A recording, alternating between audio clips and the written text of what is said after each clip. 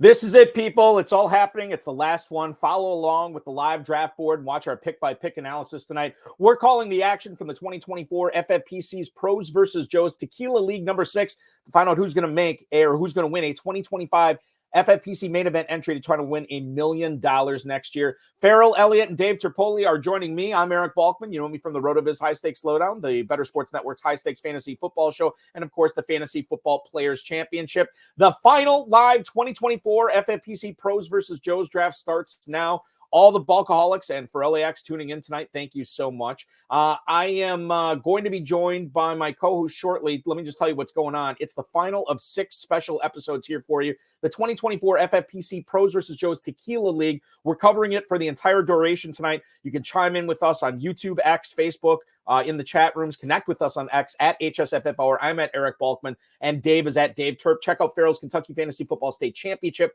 at KFFSC.com as well. Post on our Facebook page at facebook.com/HSFFR. And of course, high stakes fantasy football at gmail.com is the email to send it to if you want to have your question read live on air. We'll try to get to all the chat room questions from YouTube, X, and Facebook, and as well as your posts and emails throughout the broadcast. Thanks to our producer and mutual friend, Rob, and our audio engineer, my best friend, Bryce. Cannot do it, speaking of best friends, cannot do this broadcast without my best friends, Dave Terpoli, Farrell Elliott. Welcome in tonight, guys. So excited to be doing this one last ride with you in 2024. One last. I think, it's good. We got a fun one tonight. We got a good group. Right, we do. A big finish, Terp. We always do. We'll get to the big finish here shortly, and I'll tell you what I'll do. I'm going to bring it up right now. The draft is already underway. You can see it here from FantasyAlarm.com. Howard Bender is picking in the first spot. Kevin Borg, the FFPC Joe, is drafting in the second spot tonight. FFMastermind.com's Michael Nazarek is drafting third. Michael Mann, back-to-back Michaels here. FFPC Joe drafting fourth tonight. Ryan Kramer and Sean Green, the hosts of the Sports Gambling Podcast, are drafting fifth, followed by longtime friend of the show and an FFPC best ball expert, Ryan Santos, the Joe there, drafting from the sixth spot. John Hansen from FantasyPoints.com is drafting seventh. In the 8-hole is David Coman, a longtime FFPC player.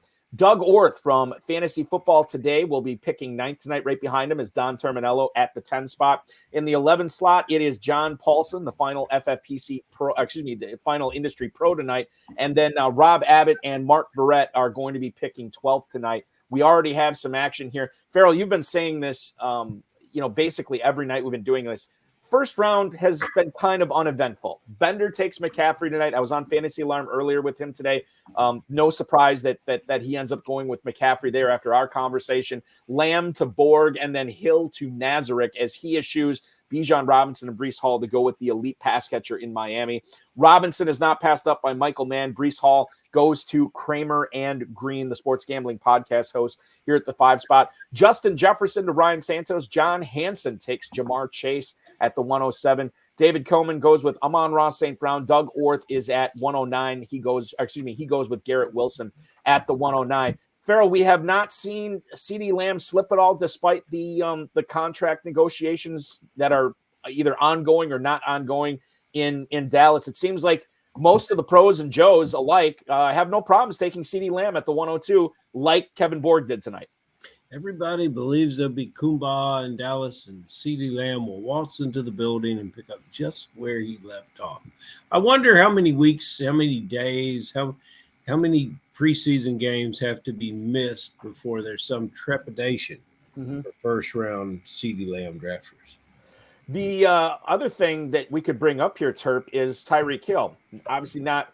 He does want a new contract, but I don't think it's as dire as the Lamb situation, even if you would call it dire in Dallas. I don't know if I would. The thing with Hill, soft tissue injuries, he's been hit with them, minor, nothing major over the course of the last couple of years, but he is getting up there. He turns 30 this year. Tyreek Hill, again, at 103 tonight. It seems like the soft tissue stuff is not bothering the high-stakes players.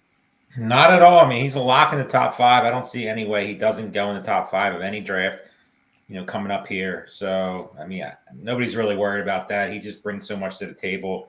We all know about his game-breaking ability. He's one of the best, in the game right now. And, with the high scoring in this best ball league, I mean, again, you're trying to come in first, and a guy like Tyreek Hill in the first round, you really can't go wrong with that. I think if I get a 1 through 3, guys, I'll just draft a running back under contract. Farrell, is that no matter what? You say that, but if you did have a top 3 pick, are you taking all 3 of those running backs ahead of Lamb, Chase, Jefferson, Hill? Probably so, because I haven't got. I've been in the middle to the right on all my main event picks. But if we're focusing on this, I'm going to take one of those wide receivers because this is not a main event draft. But I'm projecting out to that. I already have 1 foot in Planet Hollywood. But my boy J.R. Fenton got a panoramic suite. They upgraded him to a panoramic suite. So those are already, sweet. Yeah. Big time. Fenton knows people in Vegas, so he got hooked up. Those panorama suites are awesome. They are. Let's complete the first round here. AJ Brown to Don Terminello at the 110. Sam Laporta goes at the 111 tonight. Puka Nacua at the 112. Farrell, the majority of the Pros versus Joe's drafts, I don't want to say all of them because I'm not remembering all of them in my head. Plus, I haven't looked at the slow draft in a couple of days, the slow FFPC Pros versus Joe's. Is this the first time we've seen a tight end in the first round? John Paulson gets himself Laporta here to go old school by taking a tight end in the first round of an FFPC tight end premium draft. Haven't we seen some of them? Haven't we seen some tight ends? Have they gone in the first round? Yeah. Okay. Well, I take that back. Not many. In the first one, Todd Burrows on last Sunday, he went back-to-back with, I want to say, Kelsey McBride right there. I think so. I should have Brandon Murchison. I don't think he did it. He was on this past Sunday night calling the action after he drafted a week ago. I don't think he did either. But now the tight ends are coming off the board here, fast and furious, guys. Trey McBride to Abbott and Verrett at the 201. Jahmyr Gibbs to John Paulson here. So he goes Lion to start, tight end, running back. Kincaid at the 203 to Don Terminello, and then Travis Kelce to Doug Orth here at the 204. Normally the tight end 4 goes off the board at the 209. So we got a half round being of tight ends being pushed up here. Terp, if you were in this draft and you're drafting on the left side of the board, do you change anything the way that you're doing as far as getting an early tight end going as far as an early tight end? Because we've seen 4 of them go off the board in the first 16 picks. I would normally say no. I mean, especially in this format. I mean, I just think it's the best available type of situation for a while. You don't want to get too crazy. I mean, Kyle Pitts is going to be a 1-2 turn guy by the time we get to Vegas. He's just going to continue to move up draft boards. You're just seeing nothing but positivity out of him. I could see him getting past Kincaid, getting past McBride. I could even see him getting past Kelce in some drafts because obviously with that kind of money on the line, people are going to get their guys. But Ingram, I think, will stay in the 3rd round. I don't think he's going to get up there in the 2nd round. Kittle, I think when it's all said and done, likely we'll get to like the end of the 3rd. That's where I think he'll stop. So we'll see. I don't think it'll change, though. I mean, you look at a draft like this, I mean, you're starting Justin Jefferson and you get Marvin Harrison. I mean, I don't know how much better you can do than that in the 1st round. I mean, Drake London falling a little bit.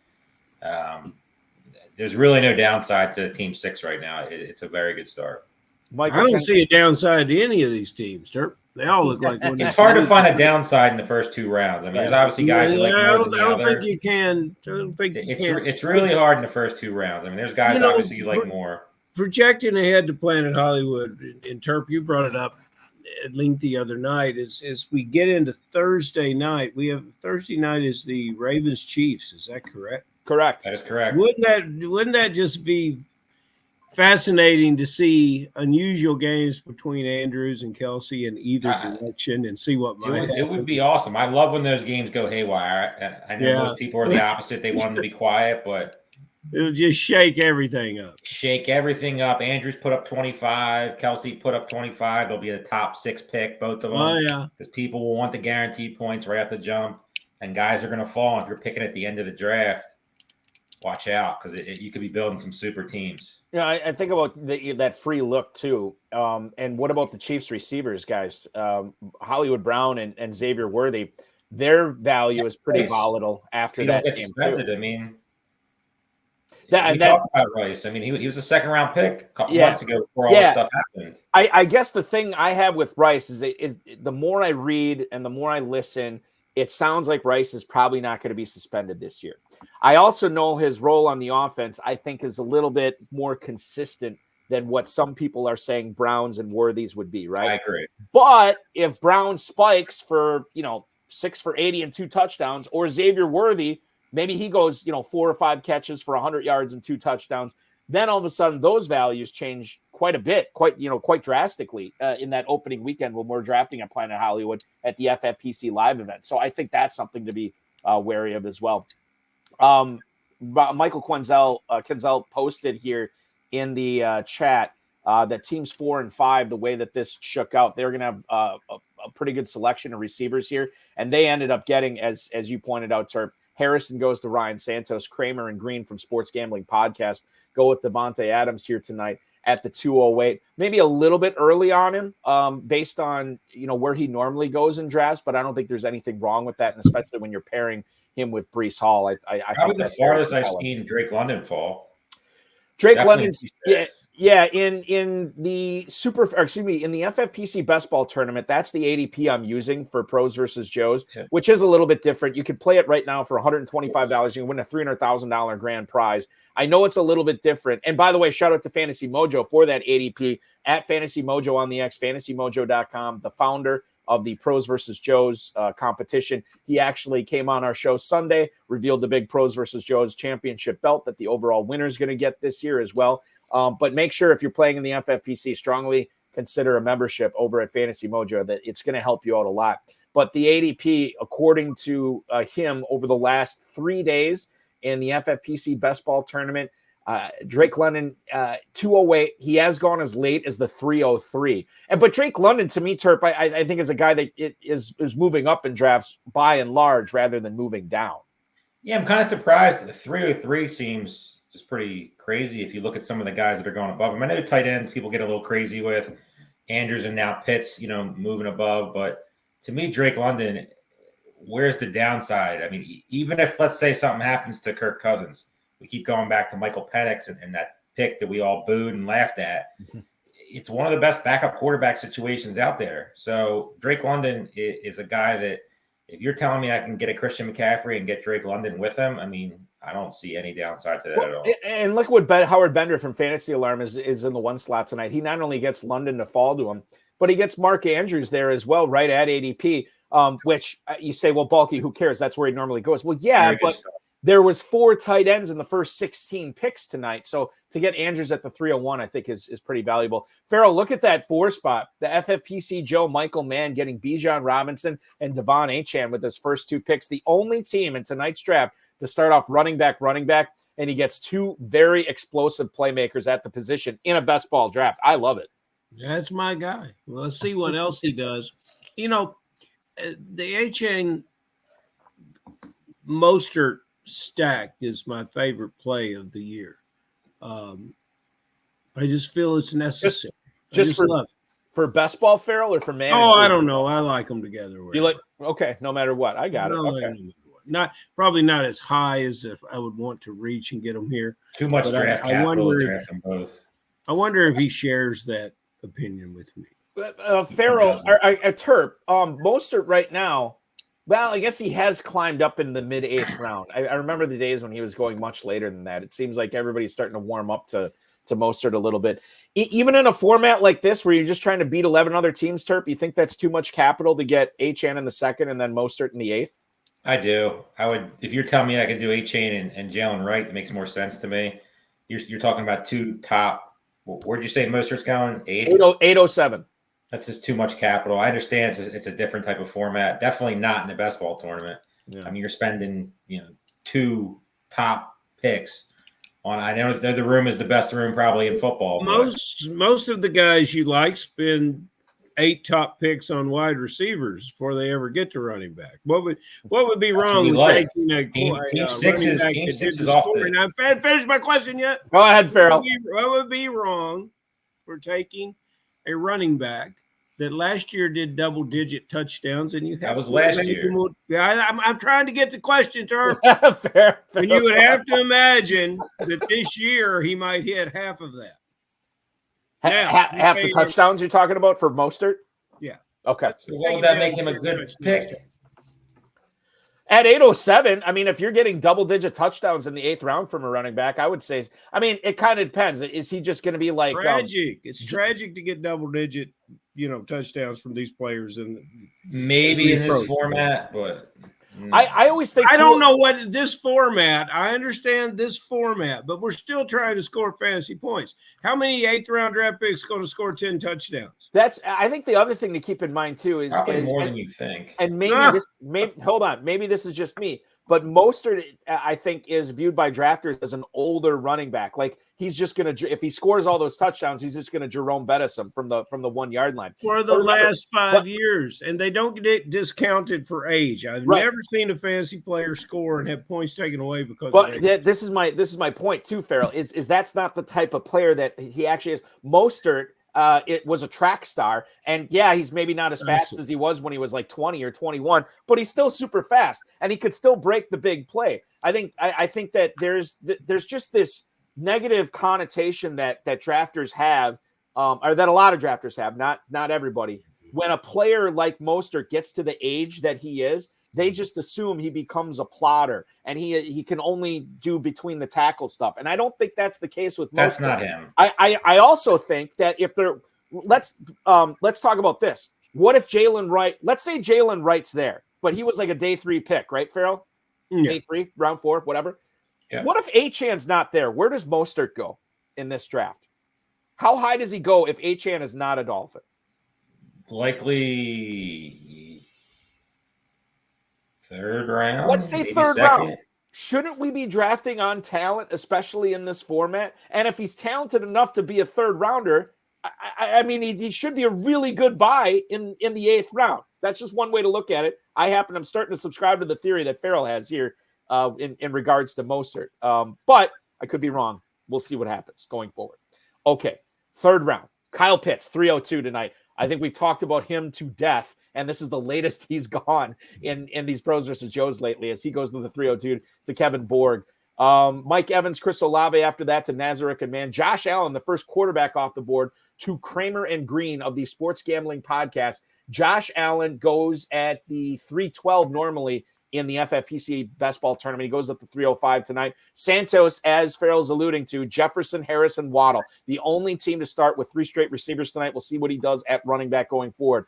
John Hansen takes Travis Etienne right after that, followed by Evan Ingram at the 308. Isaiah Pacheco, no Seiden Faden Conklin slide for him tonight that we saw in the Champagne draft last night. He goes at the 309, and Lordy, look at all these receivers here, Terminello, Collins, he goes Collins, and then Paulson goes Ayuk, Neighbors goes to Abbott and Verrett, and then they go Samuel, Metcalf, and Kupp. This is 6 straight receivers, Terp, that we're looking at here. Can you believe that those last 3 teams have had 12 picks combined, only 1 running back among them? It's going to be a bloodbath to get people in the backfield. Makes me so happy.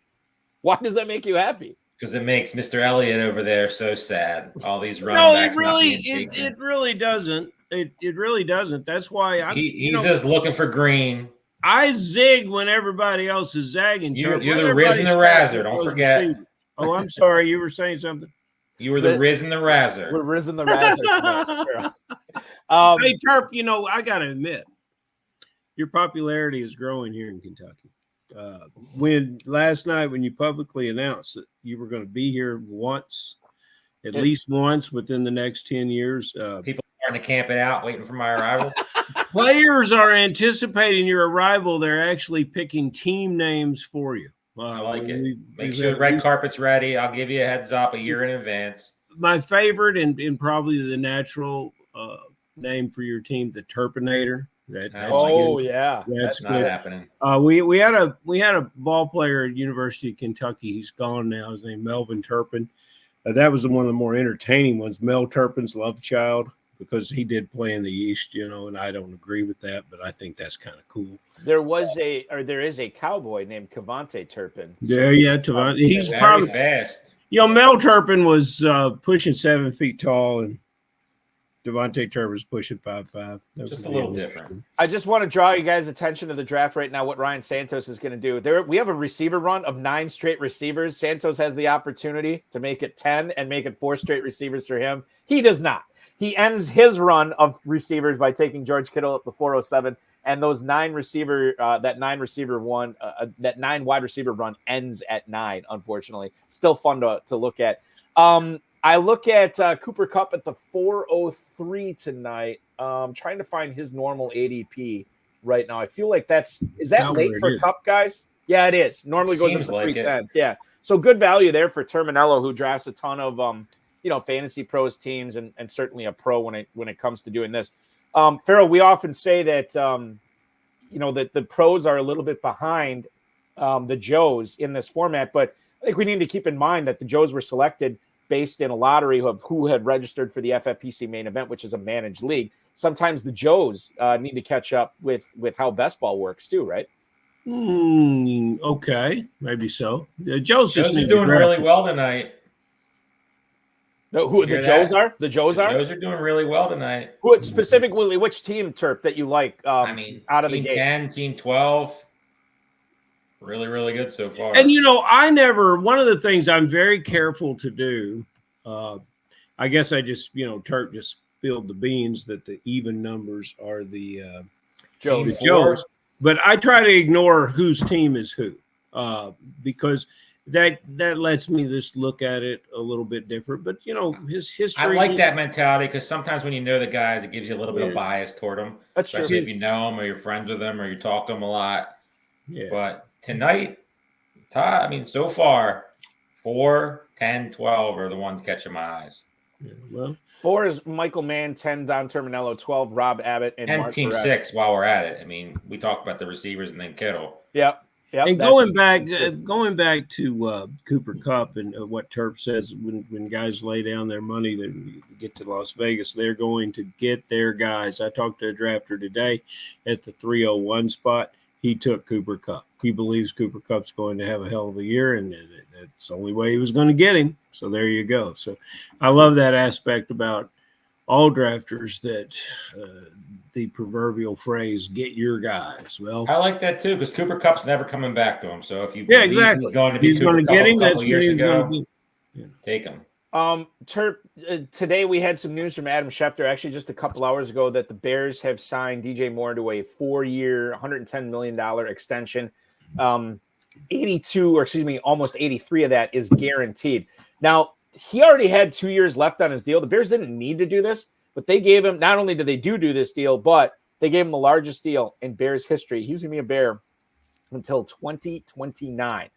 Does this security that the Bears have given DJ Moore, does that give you security in how you think Caleb Williams, Matt Eberflus, and all these guys in Chicago are going to be utilizing Moore this year? Do you feel safer taking DJ Moore after this extension today? And conversely, do you have a little misgivings about drafting Keenan Allen and Roma Dunze at their current ADPs? DJ Moore's my favorite Bears receiver by a good margin. This before the contract, after the contract really doesn't change much.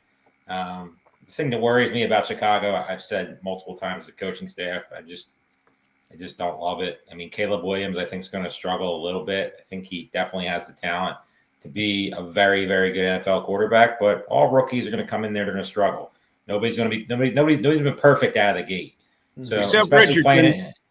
Who? Except Richardson. Richardson to be perfect out of the gate. He played 4 games last year, and now he's perfect. He's the 6th quarterback off the board. But I agree with you.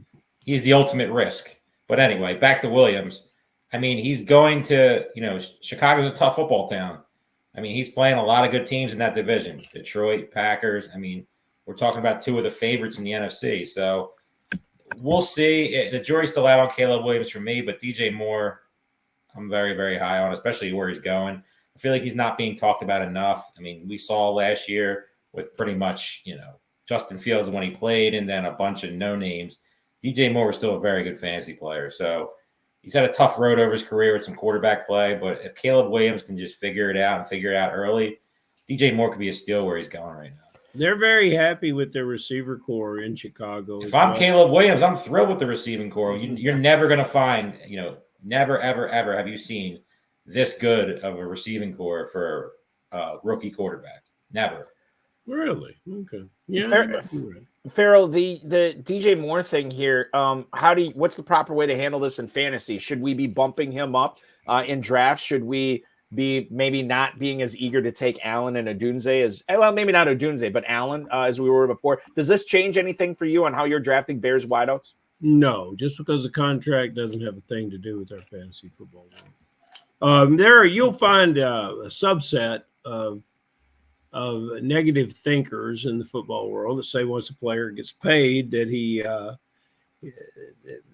eases up somewhat. I don't think DJ Moore is going to do that. So you can be satisfactory about drafting that player. Balky, have you ran through the fourth round yet? I have not. Would you like me to take a spin through it right now? Yeah, because there's a couple of fascinating moves going on here at the wide receiver position. This was the end of the big receiver run that we saw. Abbott and Verrett take Deebo Samuel at the 401, DK Metcalf to John Paulson after that, Cooper Kupp to Terminello, Devonta Smith to Doug Orth at the 404, Zay Flowers after that to David Coleman, and then Michael Pittman to John Hansen. George Kittle, the 8th tight end off the board, the first one drafted by Ryan Santos here. Josh Jacobs right after that, joining Breece Hall in the Sports Gambling Podcast backfield. DJ Moore at the 409 to Michael Mann. Amari Cooper to the Fantasy Football Mastermind himself. Michael Nazarek takes him as his number 3 receiver. We'll finish it up with James Cook, running back 13 tonight. Kevin Borg has him and Kyron Williams now. And then Joe Mixon joining Howard Bender's squad. Christian McCaffrey at the 101, Mixon at the 412. Those are his top 2 running backs here. But Farrell, the receivers are what stood out to you here. Well, I beat the drum often for Michael Pittman, and he was in the 3rd round earlier of most of the drafts. So I don't know what Darren has on him now, Balky. But here's a player in front of Pittman. We have Kupp, Smith, and Flowers, and Pittman will catch more passes than all those guys. If Kupp returns to form, they would be a dead heat. But I don't understand the excitement for the Richardson potential and then the continuous slide by Pittman. When we get back to Planet Hollywood, he'll be in the 7th or 8th round. How fascinating it's going to be. Just true. Like last year. Just like last year, yeah. Time is a flat circle, for sure. Yeah. So I think the thing in regards to Richardson and why Pittman's value doesn't necessarily match up with Richardson, I think a lot of people believe that part of the reason you draft Richardson, not only what he can do with his arm, but how talented he is with his legs and how big and strong he is, and being able to not only run the football, but successfully run the football, take a pounding. I know he didn't last year. He had that shoulder injury. But I wonder if it's a little bit different. Like, this isn't like Travis Kelce, Patrick Mahomes. This isn't like trying to think of another good example here. Joe Burrow, Jamar Chase. Like, I think you draft a player like Richardson in part or a large part because of the running element, which could negatively affect, but definitely should not have an effect on Michael Pittman. I'm with you that I think Pittman catches more passes than the 3 receivers drafted before him. And so I get it. At the same time, I understand the flip side of it too, why people think that maybe there's capped upside with Pittman. Well, I love Flowers. I absolutely love the player. 75, Terp asked me last night when I said, take a steady Eddie like Jacoby Myers. And Terp said, what are you going to get out of Jacoby Myers? I said, 75 catches and 8 touchdowns, which is what I think you're going to get out of Flowers. Pittman, definitely not with the touchdowns, with the catches, should be around that in week 12. The thing about Richardson, when he is not running the ball, he is in the pocket. He hangs in the pocket. He's big and he's strong, and he delivers the ball.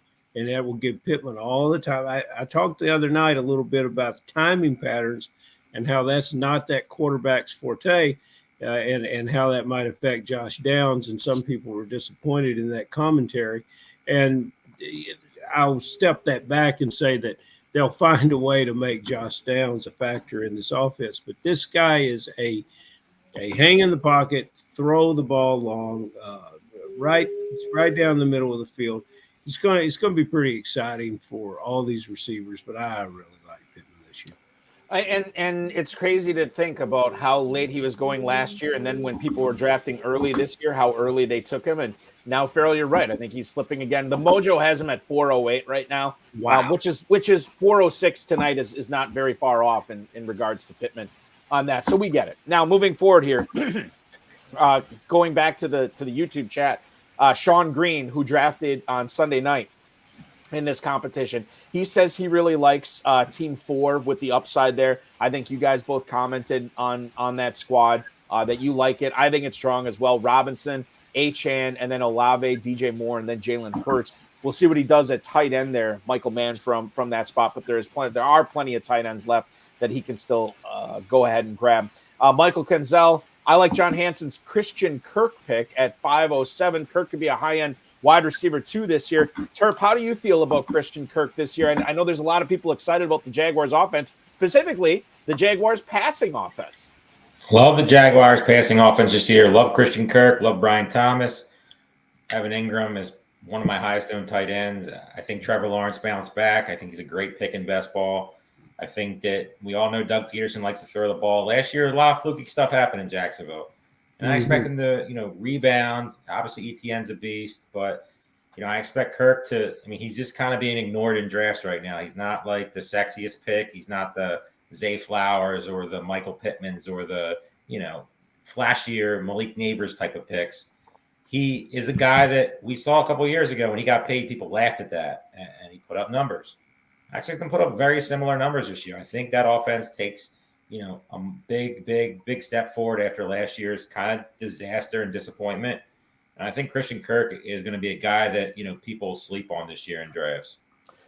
What do you make, Farrell, of Etienne and Kirk on the same team for John Hansen? Oftentimes we talk about stacking the quarterback and a tight end, a quarterback and a receiver. What about a running back and a receiver? Does it affect – do you stay away from that type of strategy when you're drafting best ball? No, I love the stack. And I don't draft as much best ball as some of the other guys do, but the stack has served me well when I've done that. And that stack, there's such variance in the value of the Jacksonville players through the draft, but you have to pay for Kirk, you have to pay for the tight end, you don't have to pay much for the quarterback. I think we talked about the teams that have within the first 50 players with the first 50 fantasy picks, teams that have 3 players in that group are teams that we expect great things of. And Terps hit the nail on the head. The Jacksonville's going to throw the ball around, and it's time for Trevor Lawrence to step it up a bit. This could be the year. 100%. Doug Orth is watching on YouTube. He's going to join us here, I want to say, in about a half hour, 40 minutes or so. He'll pop on the broadcast and talk about his team. But he talked about Diggs being a pleasant surprise at 509. Sean Green saying he thinks that's the lowest he's gone in Pros versus Joes this year. Wide receiver 29 tonight at the 509. Diggs normally has an ADP in the FFPC Best Ball Tournament of 412. So you're talking about what, 3/4 of a round, 2/3 of a round here. Farrell, we've talked about the Texans receivers to death. Is this a harbinger of things to come? Are people pumping up guys like Tank Dell? Are people pumping up guys like Nico Collins, where Diggs becomes a value in the 5th round? Yeah, maybe so. We're going to get to see him Thursday night, although I don't know how many starters will play. But we'll get an idea that this is a team that is ready to explode in a division that necessarily does not figure out a way to stop them. So their common opponents, they should be quite good offensively this year. And there's ways to argue that certain players on that offense are not successful because of there's not enough balls to go around in the air, but the quarterback does a good job through the progressions. And that's what you want to look as a guy that keeps everybody involved. And that should be a way to keep everybody happy with the exception of Diggs. Yeah, somebody was on the broadcast, was that last night or 2 nights ago, it's saying that Diggs, I think it was Coop, right, was talking about Diggs he'll cry his eyes out if he doesn't Correct. if he doesn't get the ball enough in Houston. So there's something to be said for that. There's a lot of table talk going on in the YouTube chat right now, and I don't necessarily want to bring it up. I want to talk about the players that have been picked already, because we'll get around to some of these other players that have already been picked. That's what I want to focus on. So if you want to chime in the YouTube chat, we love it. But let's try to keep it to players that have already been picked, because there's interesting teams forming here. What do you make, Terp, about this Team 12? You talked about how much you liked it before, Abbott and Verrett. They have 4 receivers, but they also have 2 tight ends. That is a lot of action in the passing offense here. Trey McBride and now Brock Bowers joining that squad at the 601. What do you make of Team 12 right now? Love it. I mean, there's not really any downside to the team. I know, we don't see any running backs left, but there's still so many on the board. I mean, so many on the board that you're going to be fine at the position. This is a well-drafted team. I have no downside. I'm not the biggest Tank Dell guy anymore, but in best ball as your wide receiver 4, that's no problems there. Okay. Debo, Malik Neighbors, who I love, McBride and Puka. It all makes sense to try to win the league. Again, if you're not first, you're going to mean nothing. Nobody cares about, 4th place and 6th place and 12th. If it blows up, it blows up. But this is a team that I think could win this league if the running back position pans out. Plenty of quarterbacks on the board. Very, very good draft so far. Farrell, let's talk about the other team that has, well, there's 2 other teams that have two tight ends through 6 rounds here, and maybe Howard Bender will make it 4 as he's on the clock at the 6-12 right now. But Kevin Borg's team from the 2 spot drafts CeeDee Lamb to kick things off with the receiver. Hollywood Brown is the receiver that they take at the 6-11. But in the meantime, they've added Pitts, they've added Ferguson, Kyron Williams, and James Cook in that backfield as well. Terp's talking about a lot of these running backs that are still available. Are there enough receivers for Kevin Borg to still not only remain competitive, but be a team that has stands a decent threat of winning the whole thing? Yeah, the receivers are always easy to find. Give me a double-digit receiver, and I'll find you 60, 70 catches. Deontay Johnson and Jaden Reed is how we end the 6th round and begin the 7th round with Howard Bender. Once again, this very good draft. If you are not familiar with the FFPC lineup, it is 1 quarterback, 2 running backs, 2 receivers, a tight end, 2 flexes in this format. So bear in mind that you only have to start 2 running backs. You only have to start 2 receivers, and this is best ball, so it's optimized scoring, so you won't have to make those decisions. It was so funny. Before best ball took off, I don't know if I told you guys this, we got an email in at the FFPC from a player who was playing best ball and didn't understand how optimized scoring worked. So we explained it to him like, look, after the week, with your best ball team, after the week's done with all the scoring in the NFL, the computer is going to take your optimized lineup, and that's what your score will be that week. And the guy wrote back in an email something to the effect of, LOL, I think I'll trust my start ability before I trust the computers. You might want to rethink that. I think you should go ahead. Some of the customer service emails that Chris and the rest of you guys get, you could probably frame in a Hall of Fame. To his credit, this is before best ball had become the megalith that it is right now. Question: was he like 80 years old? Or I don't know. I don't know how old he was. I don't. But there are some people. He's either 80 years old or he's Raheem Mostert. It's one of those 2 guys. But there's just some people that cannot embrace prosperity. And no, not at all. No matter what. You can explain it to them as best as you can, and they're still going to find a way to just poo-poo on it. And it's just like, come on. It's real simple. You draft a team, and you really don't have to click any buttons. It's why it's the best. I mean, people that don't have time to sit there and go over lineup decisions and pick up. Hey, get out of here. All right, I'm sorry. Just real quick. I don't mean to interrupt. I had to leave my son's Little League championship tonight. They ended up. Did you win? He won 13-9. Go ahead, show the trophy. Congrats. Odds maker. There you go. There's his trophy that he got. Congrats. You earned it. But there you go. Amazing. Yeah. So what? Oh, it's pretty. Yeah, there you go. Congratulations. I got to get back to it. Nope, we're done. We're back to the action here. Let him stay on for the whole show. No, he's not staying on for the whole show. I will talk with you later. We'll talk all about the game. No, absolutely not. Guys, get out of here. It's Bedlam here. I'm sorry. Thank God it took until Bedlam. It took until the we got a cat in here now. It took until the 6th draft for this Russian. Off a little bit. It is the final night. Wow. Okay. Anyway, My mom wants to get into the picture and show her walker. I got her a new walker. absolutely. Bring it in. Bring it in. This is what she More than merrier. We'll do HSFF Hour Pros versus Joe's show and tell tonight. Family edition. Terp, you can bring your baby in. It'll be fantastic. Well, she's not really a baby anymore, but you can bring your toddler. And if I wake her up right now, you're not going to see me. Yeah, we won't do that. We Your life expectancy would be crazy. It's going to go down real quick. Dom Gazzetti in the chat, who's a longtime viewer of the show, is that the famous cat that was lost and found? Mm-hmm. It was the famous cat that was lost and found. So yes, awesome. we brought it on tonight. Family night at Balky's. It really was. I got to start locking the door to my office. This is ridiculous. Okay. Moving forward, getting back to the action. Whew. All right. 6th round, we have Deontay Johnson kicking things off. That's where I kind of wanted to put our focus on right away. Farrell, you're talking about a receiver that not the most explosive guy in the world, but he commands a lot of targets. The coach is saying they're building the offense around him. Why are we letting him slip to the 7th round of FFPC drafts right now? We just haven't seen it. We don't trust it. And the Carolina situation outside of Thielen last year just about burned everyone. And, Turb did us a public service by telling us to stay away from Miles Sanders, was it?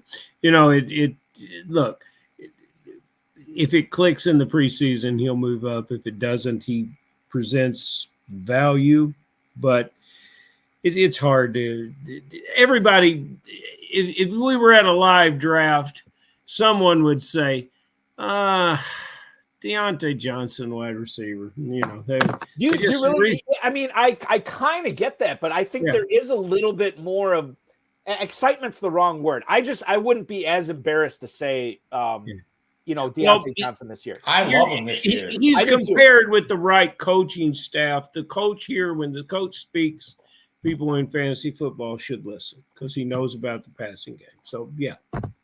The 6th round almost complete here. Let's talk about the running backs that Ryan Santos ended up getting here from the 6th slot. He starts off with the 3 receivers, Kittle and then Mahomes. He grabs Connor and Aaron Jones. Terp, what do you make of that? You can talk about, I don't like Connor or I don't like Jones or whatever, but those types of running backs after starting the way that he did, is that the right way to do this? Yeah, I mean, it's not my 2 guys I would target, but based off, how he started, getting Kittle, getting Mahomes following up. I mean, both those guys, if they could stay healthy, could be very, very good this year. Obviously James Conner, he has been as consistent as they come in the last couple of years. The coaching staff loves him. There's not much behind him. I haven't heard many positive things about Trey Benson. So it seems like it's Connor's show, especially, early in the season. But if the wheels do come off, I mean, it's obviously a risky pick in this format. Because with Aaron Jones, it's the same issue. I mean, Ty Chandler, to me, is the best handcuff or one of the best handcuffs right now in fantasy football. So if I'm drafting Aaron Jones, back to we talked about earlier with A-Chain and Mostert, if you're getting Aaron Jones and Ty Chandler, it makes a lot more sense because the capital you're spending is not as crazy, and you're getting a team that's going to run the ball a good amount this year with the uncertainty at the quarterback position. So you're getting the best of both worlds and 2 guys that are going to play a lot. Yeah. So I like what he did. Not my favorite 2 players. I would have definitely taken a couple guys that, went after him. But overall, it makes sense for how he started. The structure is something that you can definitely get on board with for sure here. And we are covering a best ball draft here tonight on the Pros versus Joe's FFPC Best Ball Challenge. Don't forget that we have a ton of stuff going on at the FFPC. 2024 Fantasy Pros Championship has drafts filling daily, both slow and live. This is the last weekday giveaway we're doing. So if you register by tomorrow night for the slow or the live draft, as long as that slow starts prior to Friday, you'll be eligible for that weekday giveaway. We're giving away 3 free Fantasy Pros Championship teams on Friday. The FFPC Main Event, another contest where we're offering a $1 million grand prize. Register for that at myffpc.com. We have a live one going off at 9 p.m. Eastern time tomorrow. Just a handful of teams left in that one. And then don't forget about our best ball tournament and our Superflex best ball tournament, which you can join for as little as $35. Empire Dynasty, Original Dynasty, startups going off each and every day. myffpc.com is where to go for that. This is the HSFF Hours coverage of the FFPC Pros versus Joe's competition. Farrell, we saw something that you'll like in the 8th round here, or maybe you're saying it's too late. Little running back run here. Jalen Warren, Raheem Mostert, Zamir White, Najee Harris. All the teams we talked about. That would be going. Well, and I'll tell you this too. Like, so we talked about Raheem Mostert here. Zamir White was in the news today, Farrell, about him being sort of the unquestioned starting running back in Las Vegas. For a team like that may struggle offensively this year, and obviously the coach is a defensive coach, he's going to want to run the ball. How much stock do we put into that of saying, okay, it's not the greatest offense in the world, but if he's the number one running back, there's some fantasy value here. Yes, and he is the declared number one running back, and perhaps Zach Moss would share that with him amongst all these other the running backs here in the 8th round. And why would you assume, Balky, that those Raiders aren't going to move and score that ball, and it's not going to be a really good offense? But I'm not going to hold that against you. We're in this situation where those Moss and White, those are the two players that are the number one running backs. So that's what I keep talking about. You're getting to some shared touches when you're going to your number two guy. And if you're comfortable with that, you're comfortable with that. I would rather have the receivers sharing the pass catching than the running backs sharing the volume of carry. So I want a guy that's going to be a full-time running back this late, or I'm going to take Mostert and put him with my – I found that very interesting in the draft capital, I understand, but I don't see anywhere in the world that Aaron Jones and Ty Chandler produce what's going to be produced by A-Chain and Mostert. It would pale in comparison. You're right there, probably, but I mean, there's also the risk that goes involved that A-Chain just takes the job, then you have an 8th round pick is pretty much wasted. Or if something happens to one of those two, which we both know they both have injury risk, if one of them gets hurt. I think that head coach out of Miami might be able to remember what happened last year. So he's a smart guy, very smart guy, but he's also an arrogant guy. And he loves speed.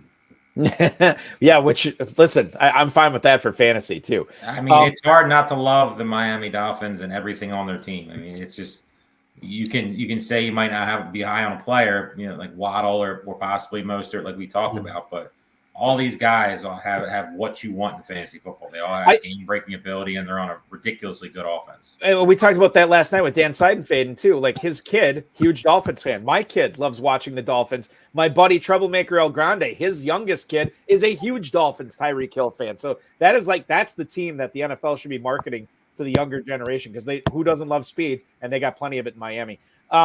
Forgive me if we talked about, or if you guys talked about this already. Team 8, David Coleman, Permar 99, is saying that they're rolling right now. They kicked it off with Amon-Ra St. Brown. They get Jonathan Taylor and Evan Engram, peppering in some receivers here that I know we like. Flowers, Higgins, Rice, Watson, and then Zach Moss at the 805. Farrell, what do you make of that team? David Coleman, the FFPC Joe from the 8 slot tonight. Permar makes some good observations, and he's done so again. This is a very, very good team. And he took it at value. He didn't reach very far, and he took one of my favorite players to get the draft started. I'm not a big T. Higgins fan, but I believe I should be. Terp has explained to us in every broadcast that Rashee Rice is not going to get suspended, and he's a great value. And you are a Christian Watson man, and so am I. And then there was a question about where the last full-time running back goes. Well, right now, I guess it's Moss. Yeah. I love this team. Yeah, I'm liking it too. I'm trying to find out. I'm scrolling up in the YouTube chat. Okay, Michael Kenzel. I'll post this right now. He said Thomas could be the best value of all the Jags receivers. Thoughts there. Brian Thomas goes tonight, wide receiver 47 at the 901. If we look at the Mojo for him, he normally goes at the 907. So a little bit of an overdraft, about a half round at this point, doesn't really matter. Howard Bender gets him there. Do you think that he's going to be the best value of any Jags receiver this year, Turk? Not named Evan Engram? Yes, I do. I mean, I like Christian Kirk, but if you're going to line up Christian Kirk, what was it, 4th round, 5th round versus Brian Thomas, 9th round, I'm going to take Brian Thomas most of the time. He's a rookie, so he's going to, have his lumps early in the season, but what else? Like, there's no Calvin Ridley anymore, and they're going to throw the ball. I mean, we saw last year they threw the ball a ton. It just, some things got a little fluky, and with Calvin Ridley, and his drops, Christian Kirk getting hurt, Zay Jones getting hurt, ETN stealing a lot of, short touchdowns. a lot of just fluky stuff. And if that turns around even a little bit, I think Brian Thomas could be one of the best picks in fantasy football this year. I mean, if everything works out, you've heard some conflicting reports in camp. He's had, missteps and mistakes so far, but you also heard that about Jamar Chase. And I'm not saying he's Jamar Chase in any way, but he's an extremely talented player from the same school in a great offense, in an offense that will be ascending this year, in my opinion. I love Brian Thomas. I once remember when I got CeeDee Lamb in the 9th round. What a wonderful year it was. Rookie receivers are fun to draft, especially if you get them right, because there are just printing money tickets if you can figure it out. It's tough because, every guy that we see doesn't pan out. And there's going to be plenty of these guys that have drafted already, from Neighbors to Dunze to, I don't think Harrison, but, Xavier Worthy, Keon Coleman. 2 or 3 of these guys are going to be very, very average or just totally bust. And team number 3 came with an old vet that in a change of location that it could be the proverbial fountain of statistical youth for Curtis Samuel. Last night we talked about I talked about it. Once you get into this repetitive drafting of receivers, you can't shake yourself out of it. It's like you want one more. I'd like to hear your assessment, Terp, of Team 9. Bulky, can we go through the 9th round? We're in the 9th round. I mean, not we're in the 9th round. Yeah, Team 5. Cortland Sutton there. Yeah, I mean, we could talk. Do you want to go through the whole round first? We don't have to go through the whole round. We could just focus on the Sports Gambling Podcast squad at 5 if you want to talk about Sutton there. Well, where is it? When is it too much? How does Sutton mix in with that group? Is he necessary there? That's a good question, Terp, because the SGP guys, Kramer and Green, already had on that squad 5 receivers, 2 running backs, no tight ends, and they take Cortland Sutton there at the 905 as wide receiver 49. I would have gone a different way, but those guys certainly know what they're doing. Terp, how do you feel about it? I don't mind what they did at all. I think they're doing exactly what they should be doing with the way they started. I mean, you're getting Breece Hall, you're getting Josh Jacobs, 2 very solid running backs. You're getting Josh Allen, the best quarterback, most eyes in fantasy football. Devontae Adams is still going to be a target, monster with the Raiders. And then you're getting 5 guys in a row that all have potential, and you're setting yourself up for the most beautiful stack in fantasy football this year that nobody talks about, and that's the Tennessee Titans with Will Levis, Ridley, and Hopkins. I mean, it makes a ton of sense. Cortland Sutton's going to be the number 1 guy on a bad team that should throw the ball enough. Sean Payton had the opportunity to trade him. It seemed like that was a popular rumor in the offseason. And it didn't happen. He's back in camp. He wanted to get paid. He got a little bit of a bump. I like Cortland Sutton. I mean, he's going to score touchdowns. And if he can figure out the rest on a team that, whether it's Stidham, whether it's Knicks to start the season, love the draft so far. I mean, these guys love to stack, Terp. I wonder if they would have taken Samuel if the other team hadn't got him.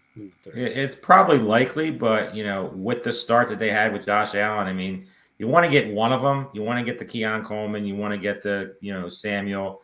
You want to get the Shakur, Kincaid if you want to spend that capital. It will be definitely interesting to see which one of those guys pan out. I have my favorites and have my guys that, I draft more, but I want to get all of them. There's nobody that I'm going to totally fade, because with Josh Allen, even with the new offense with Brady, who doesn't throw the ball a ton, you want to get one of those guys. That Will Levis, Terp, and I'll join in there in a duet with you, but we won't move him up the board. He's not. No matter what we say, he's not moving up the boards. He's not never going to be looked at as a QB1, and that's fine. That's I like that. I love that stuff. I just want to draft Jordan Love last year. It wasn't a QB1. Nobody drafted him to be a QB1, and where did he finish? Yeah, nice. Guys, I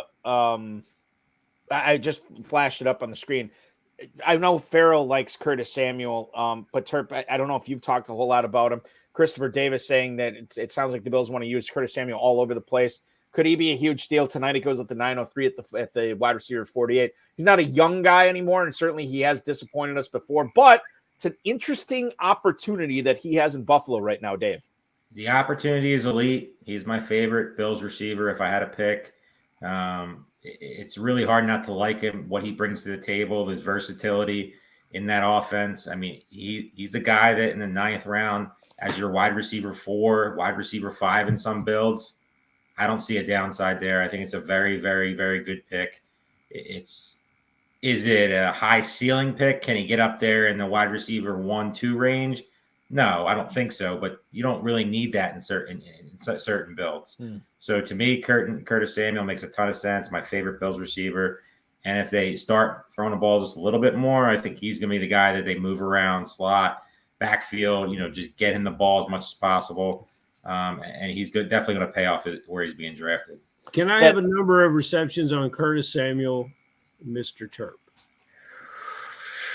You know how I love it. You know I hate these questions. There just says 41 behind you. That's a number, but that you want to go over that. Can you give me? I got a number once Terp's done. 78. Mm-hmm. I was going to say 67. He was 67 down in Washington with that Duke's mixture of quarterbacks they had here. I also don't trust the health all 17 games too. That's the other thing. That's also a big risk. I mean, we've seen that over his career. I'm naturally going to go for over your numbers, and I'm going to end up at 89 catches. Oh man, I'd love to see it. I'd love to see it. If you told me he had 89 catches, he'd be every single team that I had. There you go. I just told you. He did play. So last year he played 16 games. This is Washington. 16 games, 62 catches. I didn't realize this. He has only missed. Well, I'm not going to say that because that's not accurate. But he played 16 games in 2023, caught 62 balls. 2022, he played 17 games, caught 64 balls. Now, you throw out 2021 because he only played 5 games that year. But before that, 15, 16, and 13 games played. He did have a 77 catch season in 2020 with the Carolina Panthers. Yeah, maybe I got to revisit 67. Maybe he's more like 74, 75 this year with Buffalo. I just know how much they want to run the ball, and I know that's the sexy thing to say every quarter. Well, we're going to run the ball. We're going to do this. We're going to do that. But I know that Curtis Samuel is going to be involved in that Bills offense. And I'll tell you, too, and Farrell, feel free to disagree with me. A rookie receiver, we talked about how much fun it is to draft rookie receivers before, but, man, sometimes they are really hit and miss, and then it's not fun if they don't hit. Hashtag Quentin Johnston, players like that, right? And Keon Coleman, the opportunity is there. Is he going to be able to take advantage of it with Dalton Kincaid, with Curtis Samuel, with how much they want to run the ball? I'm not sold on Keon Coleman at least year 1 in Buffalo. I love it when guys draft rookies, wide receivers, and then the rookies have a hard time getting started, and then they get dropped, and then I can go pick them up. So I would rather pick them up than draft them sometimes. But I think you have to have patience with that, and I think Coleman is a perfect example of a player that will typically play better at the end of the season. He's, it's got those crazy weather issues that they have up there.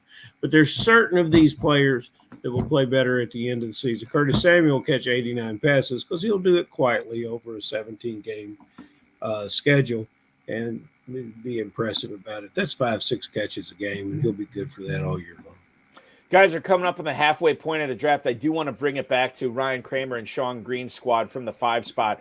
We talked about how we didn't necessarily know if Sutton would fit into that team, given that they didn't have a tight end on their squad yet as their number 6 receiver. Then it comes back to him in the 10th round, and players like Cole Kmet, Dalton Schultz are out there. They let both of those guys go in favor of Austin Eckler, and then Kmet and Schultz go right after that. There's still Sands tight end. Terp, I know Eckler's has a cult following, and it certainly seems like that following is growing, given how late he's going in drafts right now. You didn't have a problem with the Sutton pick. Did you have a problem with the Eckler pick and not grabbing a tight end there? Not the biggest Eckler fan. Don't have a problem with the pick. I mean, does Cole Kmet really excite you as your part of your tight end group? No, but you do need to put somebody there. So you're of the opinion that they'll Dalton be able to Schultz. He just can't get behind those Andrew Cooper last night. You listen to what he said. Neither of those two guys are to me. If you're filling your room, you talk about guys like Hunter Henry, guys like that. That to me, Tyler Conklin, if he would have made it, would have made some sense because there's a possibility that he's a second target on that team. But hold on, if I'm going to wait on tight end, I'll take 4 and just figure it out. Our tight end whisperer was very positive about Hunter Henry last night. He drafted him. His strategy makes so much sense if you actually listen to it and study it. I mean, he's right up there. Him and Dan Williamson are two guys. If you're talking tight ends, they're the two guys you talk to because they'll give you the basic strategy dumbed down. They're not going to try to overcomplicate things and make you really realize that some of these guys make a ton of sense in fantasy football year in and year out. Mm-hmm. Yeah, and they do a numerical study. What I understand they do. It's a very good numerical presentation of what the possibilities are given X amount of passes by a quarterback on a team and who's going to catch the ball. And it's very, very logical. Sometimes I think it may move away from the athletic skill set of the players that are involved. If anybody's watched Hunter Henry move, that question, Terp, that little trick question they threw at you last night about tight end screens, you got to be athletic to be in a tight end screen. You got to play with linemen. You got to have some juice in your legs, and Hunter Henry's not a guy that would ever. Hunter Henry's not. He's not. And I'm not saying that Dalton. I'm just saying that Dalton Schultz for me is a wonderful tight end number 2. Which is we have team number 3 here that's picked him up. I like him better than Goddard, and they have Goddard as well 4 rounds earlier. The sports gambling podcast guys end up going with Gus Edwards here. It seems like every single time I think they're going to go with a tight end, they don't. So I'm missed a good one, Balky. I'm going to stop talking about it because they clearly have a plan. They're going to execute it right now. And Musgrave would have made some sense over. He would have, and we can talk with them about it because joining us on the program right now, live from the Sports Gambling Podcast headquarters is indeed Ryan Kramer and Sean Green. If there is a way for you guys to turn off the sound of my voice at all, that would be good. I love the echo of it because we're getting a nice echo. Hold on. It is. It's very, very cool. Hold on. I'm gonna see if I can display you guys better here too because this is that's not great either. I'm trying to find a way to. Okay, I apologize for this. We're just going to do this until. No, you're good. You're good. We're live. That's why the voice. Beautiful. Got it. Yeah, we got you. Also do. Oh, you got it. You got us. Okay. Yeah, we got you. So let's talk about this team that you guys have been formulating through the 5-hole. I'm going to ask the first question because I want to know. No tight end on this team through 11 rounds. You've had the opportunity to do it. You've loaded up on receiver. Take us through the process of how we've gotten here. Are tight ends important in FFPC? this first time, a long time. No, I think we're going to take 4 of them. Stay tuned. It just hasn't come up yet. I mean, honestly, once you miss out on the top tier, it does get kind of gross and it feels like forced a little bit. Yeah, I mean, I love it. Let's go for the 3rd tier and get. Wait, I'm writing down because we can't talk about them. You can't tease them. I'm writing down all the tight ends you're going to pick because I know who they are. You're probably right. I mean, for Kramer and I think it was, hey, we didn't, get Kelsey, Laporta, Kincaid, McBride. There was kind of that run there in the 2nd and 3rd round. And then so we said, screw it. We're just going to wait on tight end with the idea of, hey, we're going to have 4 tight end bullets late. I mean, you're getting, starting quality tight ends. I'm super high on a couple of these guys down the list. I won't announce who. No, don't do that. But I think there's still some. You compare him to like a Dalton Schultz, Tyler Conklin. I do like Luke Musgrave. We were debating drafting him there, but I think you can get similar production with some of these guys later down the list as like that 2nd tier. So don't oversell it. They'll start drafting the 3rd tight end. You can't pass up Gus Edwards in the 11th round. Come on. There you go. That's like 12 touchdowns right there. Greg Roman, they're going to pound the rock. Gus Bus, as long as it stays on the road, optimistic that this Chargers offense will be better, I think, than people imagine. So optimistic on Gus. Ryan, what about all the receivers you took from round 5 through round 9? When you and Sean were talking about this prior to the draft, is this something you had talked about? Like, okay, well, this is kind of what we're thinking from the 5 spot. We're kind of thinking that we might get a good chance we'll get a running back here. Maybe we need to pound these receivers and, after the first few rounds are over. I think it was part of why we went. Well, in my mind, it was part of why we went Breece Hall instead of Justin Jefferson in the 5 pick.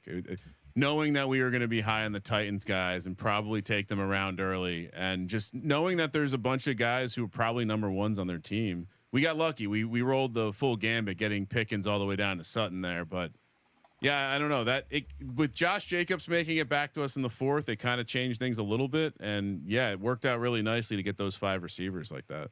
And you guys, I'm trying to find this right now, but I'll look it up in a second. In the meantime, the first quarterback off the board, 305, was Josh Allen to you. And I know you got Keon Coleman as the stack later on. I missed that when I was talking about the Coleman pick. But Allen is the first quarterback off the board. Is that something that you guys wanted to do? Did you want to make sure you got an elite tight end? Because you got the elite of the elite. You could add any quarterback, you went with Allen.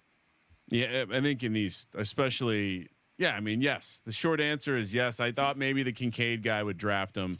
We knew we wanted one of the top quarterbacks. It does make these types of leagues a little easier, and we get to save a position on a quarterback and then send it down to our 4 tight end room. So yeah, So- I think the plan was, hey, we got an elite quarterback with Josh Allen. We can wait. We have like a couple second quarterbacks we like. We don't need to use that third quarterback, and we can concentrate the stacks. We won, of course, last year with an elite quarterback, Jalen Hurts, and figure run it back this year. I don't see any Eagles yet on your team, though. Oh, yeah. I know. I keep Just trying remember to your tell 20th Kramer. round draft pick. We talked about this earlier. The Ridley and Hopkins thing is interesting. Does that mean we know who the second quarterback is going to be on your roster, Sean? You guys are pretty sharp. You could take an educated guess. And it's cheap too, which is what's so great about it, for sure. So as we're 11 rounds in, Ryan, do you have a favorite pick of your top 11 picks so far? One that you're like pumping the fist that you were really happy that you got? I wanted Calvin Ridley. That was probably the one that got me the most excited. I would have loved to get Malik Neighbors. He didn't make it back to us in the fourth, but yeah. So Calvin Ridley's the guy, very, very high. I mean, you're talking to a holder of a Will Levis to have the most passing yards in the NFL this year. So very excited about this Titans offense. Sean, what was the most contentious pick between you guys tonight? That's tough. I would say, yeah, I don't know, Kramer. Which one was the one we disagreed on the most? We haven't really disagreed. They're maybe forthcoming. They're give me those with tight the end picks later. I Yeah. mean, I would have liked to get some Eagles on the board, but again, like it kind of didn't work out. I was fine with going elite quarterback early with Josh Allen. I think he's going to have a huge year rushing wise, and and then after that is kind of pairing his partner. I think I'm a little higher on Cortland Sutton maybe than Kramer is. I just like that to have a number one receiver in that Sean Payton offense. I think he's going to have a Michael Thomas-esque role where they're going to give Bo Nix a bunch of easy throws to Cortland Sutton in full point PPR. I think he could be a real steal in the 9th round. So that's probably my favorite pick considering where we got him. I haven't seen an easy throw in Denver in 2 seasons, so it'll be worthwhile seeing. But you're right. It could be that way. Yes, sir. Sean, Ryan was on the High Stakes Fantasy Football Show with me a few weeks back, and I'd like to hear it from your perspective. I think the story of how the Sports Gambling Podcast got started is interesting, but the way it's taken off is really entertaining. What can you share with the viewers tonight that they don't know? Because I think it's fascinating. Yeah, I mean, a lot of people ask us like, "Hey, what was your plan?" Honestly, we had no plan when we started. Just 2 guys, the classic 2 guys in a garage, instead of, Steve Jobs or Bill Gates making computer software. It was just us talking about things we wanted to bet on, and then we were obviously one of the first podcasts talking about sports gambling. Thus, the name Sports Gambling Podcast just showed up early and often. I think, for us, a nice boost came actually during the pandemic where the thing was, oh, hey, sports are gone. Everyone's totally screwed. What are we going to do? We pivoted. We started simulating Madden games.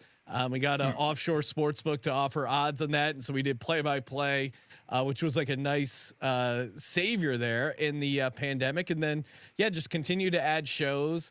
I think people understand our fun approach to it, but fun approach to it, but still, obviously, we know our stuff, especially when we're talking National Football League. So, continue to just kind of keep building one step at a time and enjoying all the growth. And we got a bunch of great guys working for us.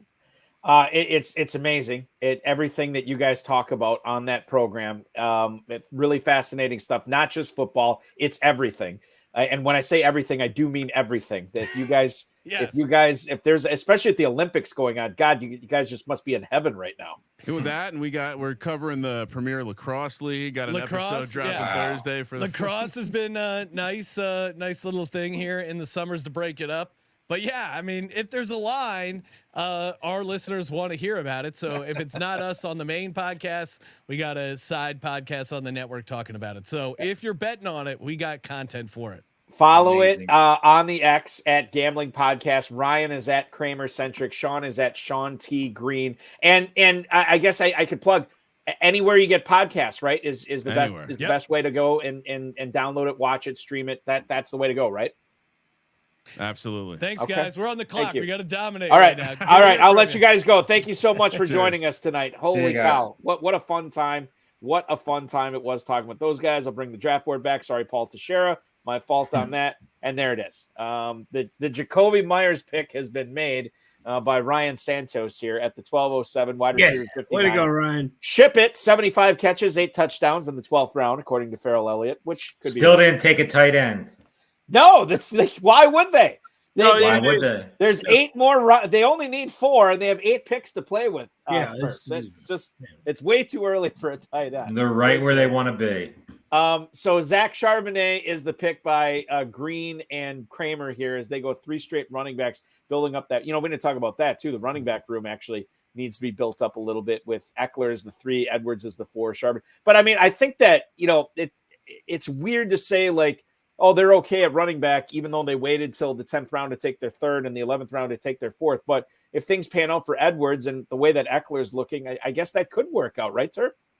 Ton of potential. I mean, Eckler and Edwards aren't the sexiest picks in the world, but when you have Jacobs and you have Breece Hall, it makes a ton of sense. I mean, you're running back 2 on a structure like this. I mean, that's where you're questioning. You're betting a lot on Breece Hall. So with the 6 receivers, remember that stat line from Week 1 last year, Los Angeles Chargers, Austin Eckler. I can't tell Week 1 stat line. Help us out, Balky, can you? I'm looking it up right now. My point is this, and you're right. It was a difficult thing to watch last year. You had this elite player who had a great Week 1. He was injured. He disappeared for 4 or 5 weeks. He came back and was a shell of himself, although he still put up numbers and made a hell of an effort trying to do the things that he's always done. Now he's got a change of scenery. I know he's got a shared backfield situation, but his scoring throughout his career has always come through a shared backfield situation.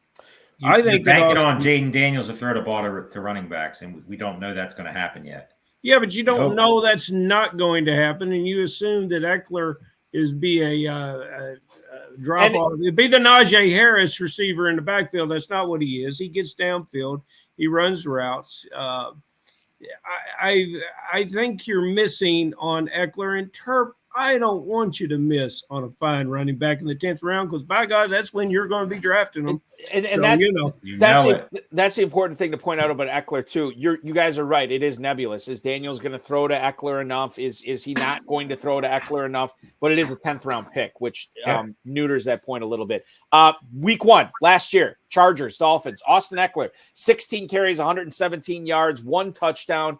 5 targets. He catches 4 of them for 47 yards, 26.4 FFPC points. However, that was his only 100-yard game of 2023. And he also got hurt that game.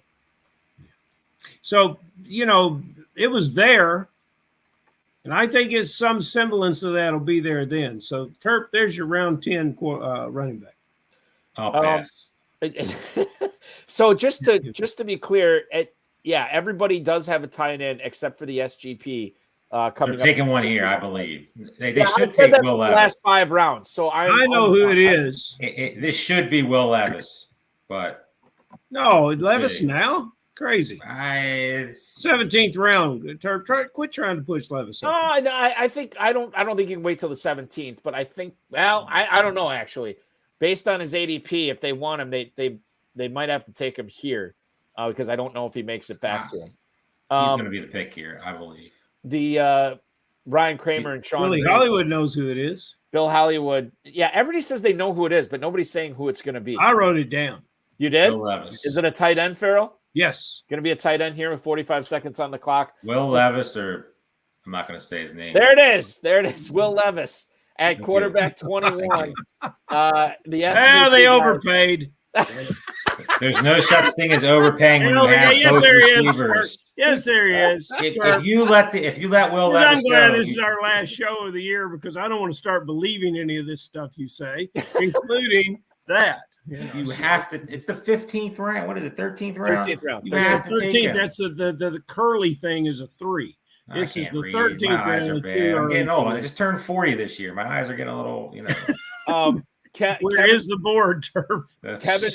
Kevin Borg right here. J.K. Dobbins, Kamani Vidal, back-to-back picks with 2/3 of the Chargers' backfield. The one missing is Gus Edwards with the Sports Gambling Podcast guys taking him at the 11:05. But you look at Kevin Borg's team, Kyron Williams and James Cook. He waits to take his third and fourth running backs until rounds 12 and 13. Farrell, what do you make of that strategy where your running back room, I don't want to say it's desolate, but it's definitely sparse. And then you go back to back with 2 running backs who are basically, 2/3 of a backfield. How do you feel about that strategy? Where are we, Balky? What team are you chatting? This is team 2, 12-13. Dobbins and Vidal from the Chargers after only having Williams and Cook in his backfield prior to that. Well, oddly enough, I like the players that they've stacked up. I wouldn't have drafted some of them, but I like them. The team seems to make sense. Vidal was the darling of May and June. What, is he falling off the board? He still is. I mean, he's getting a lot of press in camp right now. I mean, I don't know. I like that Lockett and Shakir, especially in this format. And I'm not going to pick apart this team. It's unusual in its design, but when you get all the parts together, these are mighty fine players. And Kyron Williams, it's the next to last pick of the second round. I think we can get with this team. I'm going to bring our next guest on here in about 30 seconds. If you are watching this for the first time, this is the High Stakes Fantasy Football Hour. It's a show that normally airs on the FFPC YouTube and socials, 10 p.m. Eastern every Friday night. We go year round. It's myself and Farrell Elliott. Dave Terpoli occasionally makes guest appearances on that show as well. You can follow it or watch it live on YouTube, X, and Facebook every Friday night at 10 p.m., as well as anywhere you get podcasts as well at HSFFR on the X. Let's bring in our next guest tonight, guys. He is a former finisher in the top 10 of this competition just a few short years ago. You follow all his work at Fantasy Football Today, and of course, you follow him on the X at Doug Orth. That's DOUGORTH. He's drafting tonight from the 9 spot. Please welcome aboard Mr. Doug Orth. Doug, number 1, how are you? Number 2, how's the team looking here? 13 picks in. Gentlemen, good to see you. Could not be happier. I know you have a lot of people that say, love my team, whatever. Yeah. I'm thrilled. I'm absolutely thrilled with how it's developed. I will say, if I have one complaint, it's that a few of the running backs in the 10th round that I was hoping were going to fall to me didn't. But that's the price you pay for, scooping up value, in 2 of the 3 rounds prior to that. So other than that, not big. Okay, so Doug, it's interesting because you say you love your team, and it sounds like it might have even turned out better than what you had thought going in. Is that the case? Yes. Oh, yeah. I mean, I had the plan developed. I mean, I had a rough outline of how I wanted this to go, and then the 5-6, I wasn't expecting Diggs to make it to me. I was going to pray that Richardson would fall back in my lap in the 6th round, and that happened. Again, I don't mind taking upside shots at running back. This is a complete 180 for me from what it was 5 years ago. I was always running back heavy. Now I'm going to take upside, especially in best ball. I'm going to take upside shots at running back and hope for the best. And your Najee Harris pick, best available there, or a player you're actually targeting and really like? Probably 70% best available, 30% targeting. I am a little bit higher than the field. I can only imagine. I don't pay that much attention to ADP, but Yeah. I do believe he's going to be the main back in Pittsburgh. I do believe he's in line for 250 touches. And again, with the way that the team is built, I'm more than happy to have 250 touches for my RB2. Okay. Doug Orth joining us on consignment from Fantasy Football Today right now. He's going to be on the clock here shortly. Just to recap of what his team looks like, the quarterbacks, and this is through 13 rounds, viewers. Anthony Richardson and Jaden Daniels are the quarterbacks. In the backfield, it's led by Isaiah Pacheco, Najee Harris. Brian Robinson is on this team as well. Jerome Ford and Blake Corum also joining those guys. So 5 running backs on this team. The receivers are Garrett Wilson, Devonta Smith, Stephon Diggs, and Demario Douglas. And he's got Travis Kelce and Pat Freiermuth. Doug, you're now on the clock at the 14:04. Is this a time to add to that wide receiver room? I believe I'm thinking between 2 guys here, 1 receiver, 1 running back. I think I'm going to make Farrell happy. I know I've heard him talk about. I've heard him talk about Jahan Dotson. You're supposed to come on here and make me happy, not Bergen, you've never been happy, Terp. Let the man make his pick. That's what I was thinking with the Devontae Smith pick, and I wanted to talk about that. I was very happy. What's that? I was very happy with that selection. Love the Smith pick, Doug. For sure. Thank you. And I just want to talk about that real quickly. Just talk about that real quickly. I don't think there's going to be a primary slot in Kellen Moore's offense there in Philadelphia, but I think Smith's going to get more of the slot snaps than everybody else. We know the history with Kellen Moore's offense going back to Randall Cobb in Dallas probably about 5 years ago. You got Cobb, you got CeeDee Lamb, you got Keenan Allen last year. I'm not saying that Smith is Lamb, and I'm not saying he's Allen. But if I'm playing a hunch, and if I'm right about this, I think he's going to push AJ Brown. I didn't say he's going to overtake AJ Brown in terms of fantasy value, but I think he's. I'm just very pleased with the potential, and we saw his upside here 2 years ago. His downside is wide receiver 16 in a broken offense. The year before that, he was wide receiver 9. So I'm pretty happy with that as my. I don't think he's talked about enough in drafts right now. I feel like, just because people are scared of obviously AJ Brown being above him. I mean, what you said is pretty much spot on. He could be the slot if he plays predominantly in the slot or more in the slot than he used to. Because Kellen Moore is going to move guys around. It's not just going to be a stagnant offense that it's been. Yeah. I mean, you look at some guys right now that are being drafted that are kind of not being talked about at all. He's definitely one of them, and I don't really understand it. I know people are fearful of AJ Brown, but there's plenty of opportunity to go around that offense. And if he plays more slot than AJ Brown, which I'm probably on the other side, I think AJ Brown's going to get moved around. But I love both players, non-homer, and I think Smith should be going higher than he is. When you can get Douglas and Dotson in this late. Yeah, we're talking about Eagles. We're talking about Eagles here. You've exhausted the subject. You have exhausted the Eagles subject. Tell me something about Pop Douglas that excites you. Wow. There's no further Eagles to discuss. Can you tell me something about Pop Douglas that excites you? Well, yes, he'd be the number 1 receiver. Here we're talking about the 13th and 14th round. This is why you can go earlier with your running backs, because these guys are around down there. Oh, here we go again. Yeah. All right. Now, but I have a quarterback question. Yes. You already had your high risk, high reward guy in Richardson. Yes. Would you, and the way it's going, you could have had Jordan Love if you hadn't have the team before you picked him. So my question is about the guys that are bracketing Daniels here. Daniels, the same type of risk reward perhaps, but to your right, the team taps Brock Purdy with all those wonderful tools, and wouldn't have that been a nice balancer against Richardson, or you just really want to have that high risk at the quarterback? Yeah, I played the floor ceiling game last year with I believe it was Kirk Cousins, Anthony Richardson, and both of them were hurt by week 8. There you go. So I hate to get into all the trendy phrases in the fantasy industry but I think there's 2 quarterbacks.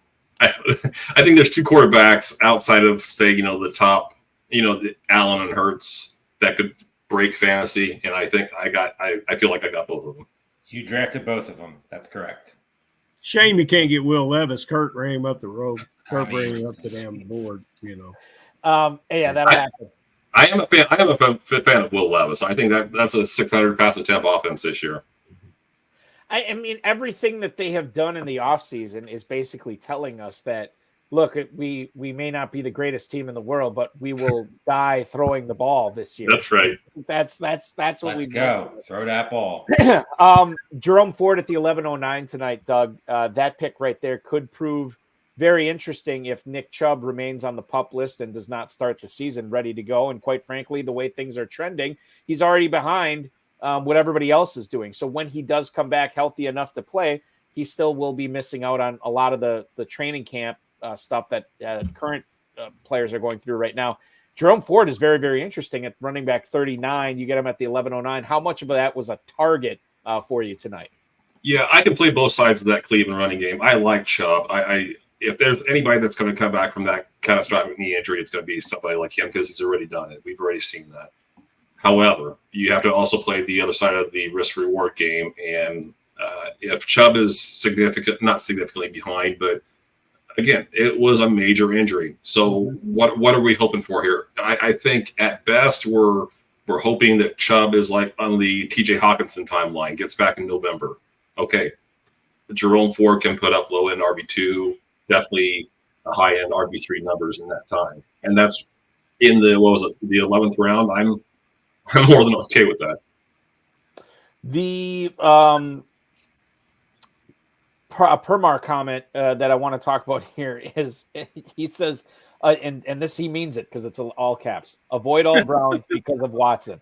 Not a fan of the Browns' offense this year. I think that's a little harsh, especially when you're talking about an 11th round pick. I'm willing to take the upside there as well. Speaking of upside picks, Blake Corum at the 12:04. Doug, yet another guy you get about a round and a half later than ADP, and there's some upside there with him in Los Angeles. Agreed. And so one of the things I did this year, I tried to do it in previous years in this competition, is I wanted to track, especially I only had time to track the last two drafts, so 4 and 5, and that's one of the advantages to be in the sixth draft. Yep. So I wanted, so I got to play not FFPC ADP, but I got to play Pros versus Joe ADP. Exactly, yeah. And it's the same thing here. I love my receiver room, so now I'm taking upside shots. I'm going to take another one. I'm on the clock here again. I'm going to take another upside shot. Probably a little bit, actually a full round ahead of what has happened the first two nights. But this is somebody that we know. I'm going to go ahead and click here. This is somebody who I think second half of the season we're looking at. I think he begins the season, or maybe by week 4, is the primary passing down back in New York.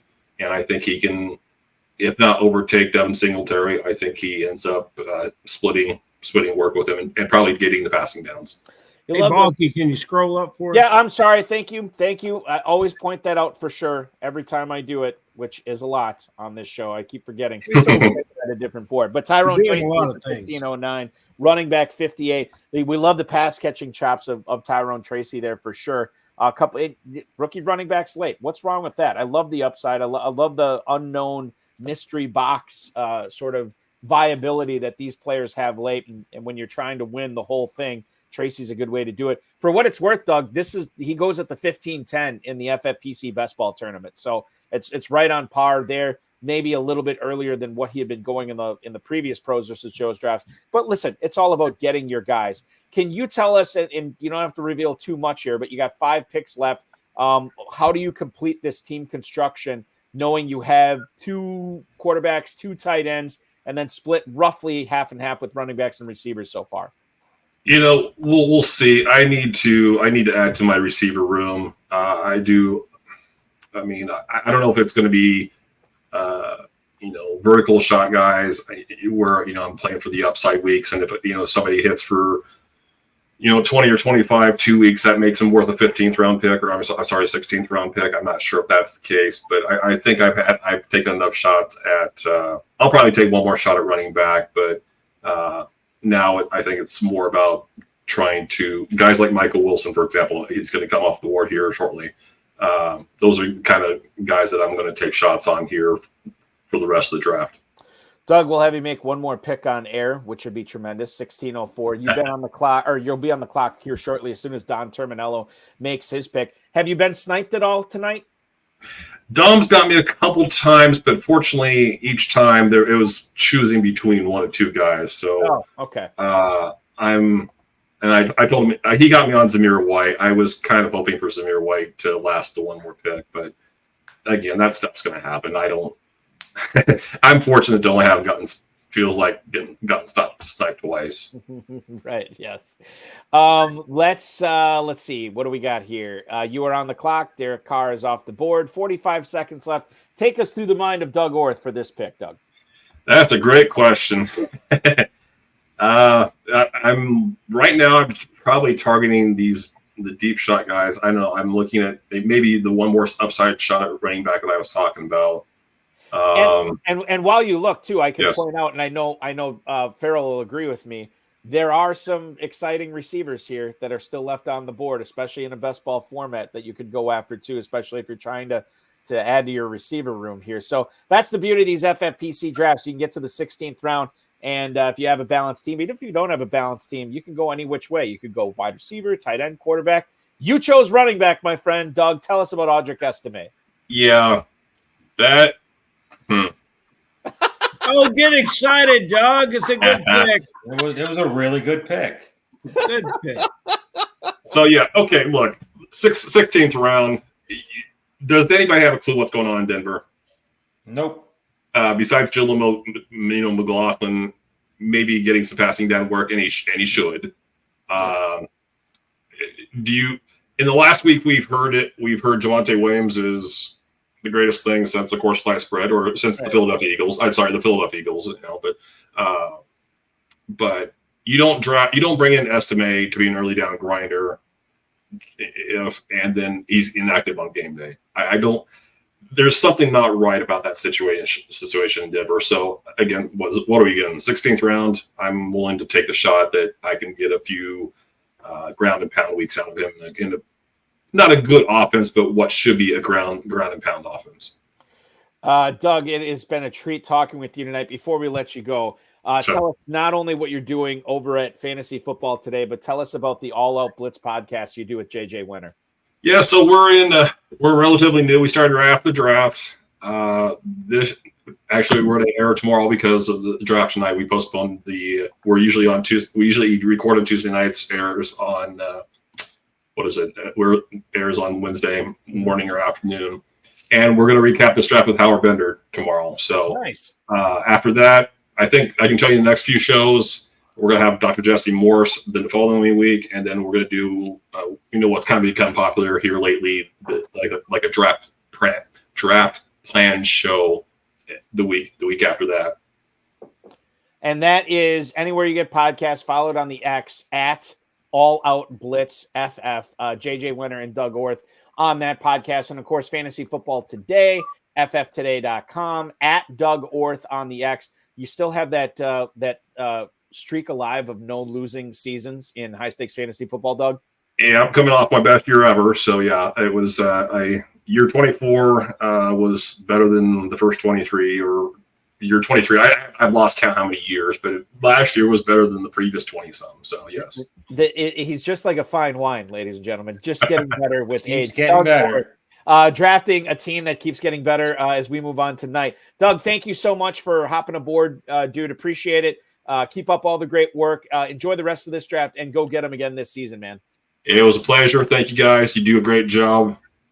Thank you. Talk to you later. Thank you, Doug. Doug Orth, drafting from the 9 spot tonight as we motor through the 17th round. A player, Terp, I'll talk with you about him because he's an Eagle. A player I'm starting to warm up to quite a bit, and maybe it's bad because it seems like a lot of people are warming up to Will Shipley. He goes in the 17th round tonight. Kevin Borg takes him as running back 61. He's been working with the ones at some points during training camp, a player that seems to really have the backup job in Philadelphia. And if Barkley is to go down, maybe Will Shipley's the guy. I really like him there. I agree. I definitely like him out of the Gainwell-Shipley debate that's been kind of popular around these streets. The only thing about it is Gainwell is popular with the coaching staff. I mean, Sirianni likes him. Shipley's going to have to earn it. But, he's already getting touches with the ones. That's always a good sign this early in camp, and he seems to be taking advantage of them, which is always a good sign. It's interesting because, like I said, 17th round, you're taking a shot. If you're not a Barkley guy and you're not believing in Barkley, you should be taking shots on this backfield because it's going to be a lucrative one for fantasy football this year. So if you're not drafting much Barkley, you should be mixing in Shipley and Gainwell. And I think Shipley is the guy that's going to take the job if something does happen to Barkley, which hopefully it never does. So don't mind the pick at all. He's definitely my choice if I had a pick. Some of the greatest moments in history, they said that the Beatles would never become the greatest rock band of all time. They said we'd never send a man to the moon. They said the Berlin Wall would never fall down. And they said that the sports gambling podcast guys would never be able to draft 4 tight ends. Well, I'm happy to report that has joined the pantheon of epic moments in the history of planet Earth. Isaiah Likely, Chig Okonkwo, Mike Gesicki, Dawson Knox, with apologies to the aforementioned Beatles, the new Fab Four is here for Ryan Kramer. Not the sexiest room, the sexiest room, but may I raise my predictor board? Yeah, please. So Merrill had listed Okonkwo right on there. Who else did you have? You had Ben Sinnott, and then you had Mike Gesicki. And who was the last one? I missed the last one, Farrell. Oh, well, those guys are still to come, so I don't want to put they may go more tight end. Well, if they had gone, if they, the likely thing throws me a curve. So you knew they were going to go Okonkwo, and I was expecting Gesicki. Terp, I think they hit on 2.5 of 4 tight ends. I would say 2. I mean, it depends where they're being drafted. I like Gesicki, and I don't mind Likely. I'm not the biggest Chig guy, but it makes sense. I mean, he's probably going to be. If you believe in the Titans offense like I do, it's going to be Hopkins, it's going to be Ridley, and yeah, Boyd's there. But if they feature a tight end, you would think it's Chig. It's just so far out of camp. You've been hearing it's going to be tight end by committee. There's going to be a bunch of guys that are going to be rotated. So that worries you. But, I mean, he's clearly the most talented of what they got. And when you're building a structure like this, you take a shot on a talented player. They did about as good as they could do. I'll say all things considered, I probably would have took Jelani Woods over Dawson Knox, but other than that, I agree. Would you have taken Ertz over Knox? No. Yeah, I wouldn't have either. Well, he used to play for the Eagles. That's why I asked. Oh no, that was he brought us a Super Bowl, and I will always be forever indebted to him. But his great days of fantasy football, outside of maybe a couple weeks to start the season, are over. I will say I can tell myself a story with all 4 of these guys, right? If Andrews goes down, Likely could be huge. Kincaid goes down. Kincaid, if he goes down, Dawson Knox will be factoring into that heavily. Gesicki is a player that could be in an offense that utilizes his pass catching talents much more so than his previous employer did. And then obviously, if we love Tennessee, if we love the fact that they're going to be tossing the ball around the field, Chig Okonkwo should benefit from that as well. So I think you could do a lot worse than what they did. Waiting as long as they did. Is this a record for pros versus Joes? Only taking or not taking a tight end until the 14th round? It very well might be. I always harken back. I haven't told this story in several years, and I can't remember who it was, but there was a pro who didn't necessarily understand the format, did not realize it was best ball. He took 1 tight end in his whole draft, and it was Antonio Gates, and he ended up winning the whole thing. Darren Armani could probably tell us who that was, but I do remember that. Everybody's saying his team was dead in the water, and then he won not only his league, but he won the whole pros versus Joes challenge. Sometimes it just works out. Sometimes it just works out. Sometimes it works out. Indeed, drafting good players works. Yes, the David Hubbard strategy of winning fantasy football. Just draft good players. That's all. Players. Easy game. All right, I'm going to scroll down here. I'm sorry, I'm slacking on that once again. I am not slacking on bringing on our next guest. He is a former 2-time top 10 finisher in the FFPC Pros versus Joes Challenge. He has had 4 top 25 finishes overall. You know him as the director of forecasting over at 4for4 Football, which you can follow on the X at 4for4 Football. Follow him on the X at 4for4_John. It is John Paulson joining us tonight live on the show from the 11 spot. John, good evening. How do you feel about your team as you only have a couple of picks left? Yeah, you guys really didn't talk about my team a whole lot, so I thought I'd call in and You're the man. get your opinion on it. This is how we bait the pros to call in. We don't talk about your team. Totally ignore it. And I would have you know that I brought up your Brock Purdy pick, and something was earlier in the show said about Raheem Mostert.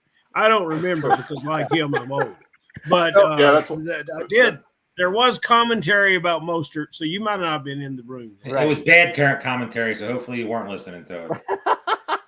So, John, tell us about your team. I'm sorry. Well, I was expecting to take Laporta at 11. I was not expecting to get Gibbs at 201 or 202. Mm-hmm. I was thinking to get Marvin Harrison there and kind of start tight end receiver. So then I wanted to just hit receiver for a few picks and got Ayuk, Metcalf, and McLaurin in the next 4 picks with Walker sprinkled in there, and then double tap the running back position with Swift and Mostert, and then I was going to be done with running back for a while. I don't know if you guys noticed, but I got the Purdy Ayuk stack. I got the Goff Laporta Gibbs stack. Yep. That's why I went tight end there, 9 and 10. And then I just at this point thinking I need to fill up my receiver room with some guys. And what I noticed in drafts is, especially best ball, is that if you want to fade receiver a little bit, which I did a bit because I did take some good ones early and then waited a few rounds, there are just a lot of interesting names, for best ball, especially where you don't have to actually go out there and start them every week and try to figure out who to start. But those Patriots receivers. Yeah, I got 2 Patriot receivers with Polk and Baker, the 2 rookies that are looking really good in camp. Michael Wilson, who came on last year, and then I got the two cheaper Packer receivers, Dobbs and Wicks, and I'm really happy to nab Jonnu Smith in this one. He's my favorite tight end too, playing in Mike McDaniel's office down in Miami this year. And Braylon Allen, another player who's garnering a lot of praise in camp. And I'll tell you this too, John. I'm in Northeast Wisconsin, so obviously for my terrestrial radio station, we cover the Green Bay Packers quite a bit. And so many of the people, so many of the beat writers, so many of the pundits who are watching Packers practice, you ask them who's standing out. Who's a player that has really wowed you. And once again, it over and over again from multiple people, everybody keeps talking about how good of a training camp Romeo Doubs is having right now. A lot of people talk about Watson, and obviously Wicks is a guy that's getting a lot of pub in high stakes drafts. Jaden Reed obviously there as well. But Doubs, they said his route running has just been phenomenal, going up against the likes of Jair Alexander and a seemingly healthy Eric Stokes as well, another former first-round pick, going up and getting balls, like high pointing balls, just looking super athletic. And he's a player that we kind of forget about because he doesn't have the draft pedigree of Christian Watson. He didn't necessarily have the big playability of Wicks. He didn't necessarily have the consistency of Jaden Reed, but he does a lot of things really, really well. You went up and got him at the 11-11 tonight. I think that is a fantastic pick for you. Well, thank you. I'm a Packer fan as well. I'm from southeastern Wisconsin, Pewaukee, grew up in Pewaukee Lake. Nice. Yeah. So I'm the 3rd or 4th most famous Pewaukeean after the Watt triplets. Yes, exactly. But that's my claim to fame, I guess. So yeah, I mean, when you hear Jordan Love talk about Dobbs, it's clear that he's like his favorite receiver, and he did say last year that when things break down, he's always looking for Romeo Doubs. So happy to get him there. And if there's any sort of injury again to Christian Watson, I think both Wicks and Dobbs will be on the field a ton with Jaden Reed, and there'll be a couple good picks there late in this draft. I think that and just looking for those cheap, not necessarily stacks, but getting a guy like a pair like Dobbs and Wicks, getting a pair like Jalen Polk and Javon Baker. Well, I found out from Coop on X today that the Patriots media guide says you pronounce Javon as Javon and not Javon, like I've been doing it this whole time, which sounds weird. But that's the way apparently the media guide has it. So I got to switch to that as well. Do you have a pick that you're most proud of tonight? I asked the Sports Gambling Podcast guys about this, John. Did you have a pick that was that you were pumping your fist about? Was it Jahmyr Gibbs at 202? Was it somebody else that you didn't expect to fall to you but did? Yeah, I'm not. If you listen to my podcast, I'm pretty low key. I don't get too excited about anything unless the Packers or win. You're getting to the Super Bowl, which has been a while. I would say everywhere was a little bit of disappointment, and then best case scenario, maybe Jaden Daniels would fall to me there in the 9th, and he didn't. So then I was able to take Purdy and Goff, and I think I was pretty happy there to get those stacks locked in. And I would actually say that in this tight end premium, getting Johnny Smith as my number 2, and it might seem stupid or whatever, but I really think with his speed in that offense, he's going to really surprise people this year. Are you, as you're coming up here to make your final 2 picks of the draft, 2 quarterbacks going in the 9th and 10th? You have Laporta obviously in the first round, Jonnu Smith at the 13-11, so 2 tight ends. Do you feel good enough to stand pat at both those positions here? Yeah, I'm looking at both positions, and they're just really picked over. There's just not a lot of even guys that I would think could be sleepers. Bellinger was actually an interesting one to me. George Kittle name checked him last year as a player on the rise. So I'll probably just grab another receiver, another running back here, and hope that these 2 quarterbacks and these 2 tight ends stay healthy this year. Right now, John Paulson from 4 for 4, 3, let's see, count them, 8 receivers on his squad right now, 6 running backs. You are now on the clock. Take us through the mind of Paulson for the 1911 pick, John. Yeah, well, you're in the 19th round of a pretty sharp draft, and a lot of those guys I like to see there are not available. So I think I'm gonna grab Trey Sermon here from Indy. The number 2, likely the number 2 behind Jonathan Taylor, who's been a little bit dinged up. Yeah, I would say so. Yeah, absolutely. Makes a lot of sense. So Sermon's the pick, 71st running back off the board. He should be to John Paulson. John, tell us a little bit about what you're doing and what you have been doing over at 4 for 4. Yeah, so I just dropped my stats article, and it used to be 99 stats, but a Mitch ain't one, and it was dedicated to Mitch Trubisky. But this year, it just got to be a really long read, so I switched it up to 44 for the 4 for 4 site, and it's these stats that I discover as I go through and do all of my player blurbs. So a bunch of really good splits, good information to have there. And then now I would be starting on my draft day strategy annual article where I just kind of lay out my draft plan for this year. And it's really, for me, it's come down to, I'm on the clock again. It's really come down to kind of figuring out which quarterback and which tight ends I want, and kind of building the draft plan around that, because those onesie positions, I think for me, drive, if I can find value at those 2 positions, I can usually find good value at running back and receiver elsewhere, depending on the round. Rob Abbott and Mark Verrett have completed their draft. They end up going with Elijah Moore and Kenneth Gainwell. They're the first team done with their squad tonight. 30 seconds on the clock for John Paulson. A lot of upside here. Or I should say not a lot of upside remaining here in the draft. But if I know John Paulson and how accurate his rankings have been over the years, I think we can pull a rabbit out of the hat here, John. Yeah, why not Jalen Hyatt? He's been looking good in camp, and Perfect pick for this. And kind of a deep baller, deep ball guy. Lots of targets available in that after Neighbors. I mean, there's really no number 2 there. Wan'Dale Robinson maybe, but Hyatt has apparently impressed Dable in camp, and I saw a couple good tweets about him playing well. So young guy, a lot of upside. A guy who always impresses us is John Paulson, not only on the Pros versus Joes, but everything he's doing over at 4for4.com. Make sure you're following him on the X for the latest and everything he's releasing, including the piece that he just released today, or was it yesterday? Yeah, I think it went up yesterday. Yesterday, okay. 44 key stats you should know before your fantasy draft. And clearly, if you are drafting, you need to be reading that article at 4for4_John. He is John Paulson, one of the most accurate rankings out there. So glad that you were able to join the show tonight. Thank you, John, and good draft. Thanks, guys. Have a good night.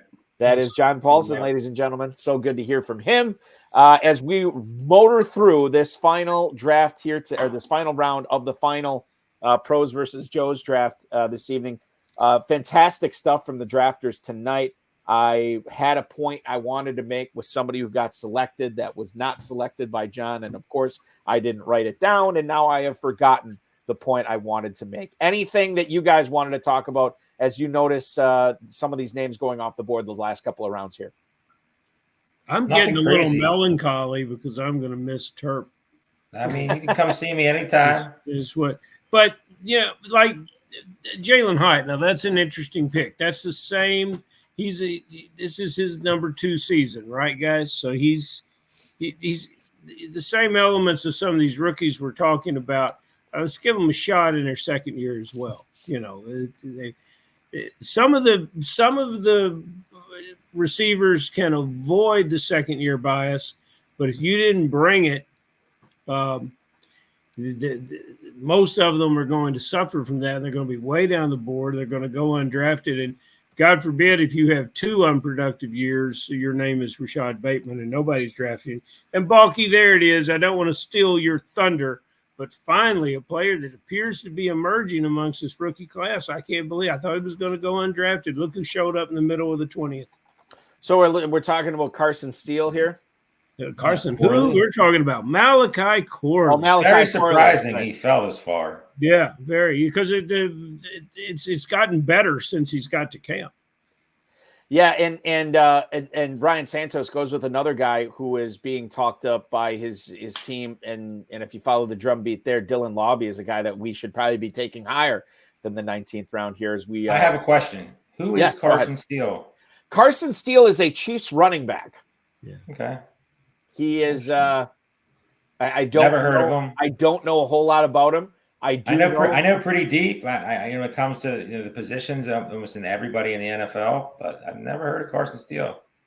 He, everybody's chasing after the Chiefs number 2. The Chiefs number 2, and it could be the Louis. What is it? Zamet, the rugby guy. You have Clyde Edwards-Helaire, the former first-round pick. You have Deneric Prince, who's been working in with the ones, and apparently Carson Steele as well. Keontae Ingram there. Keontae Ingram, Christian Okoye, Jamal Charles, Larry Johnson, Priest Holmes. They're all there right now. So that's where we're at on that. You were talking about 20th round draft picks before. I like Jalen Tolbert a lot.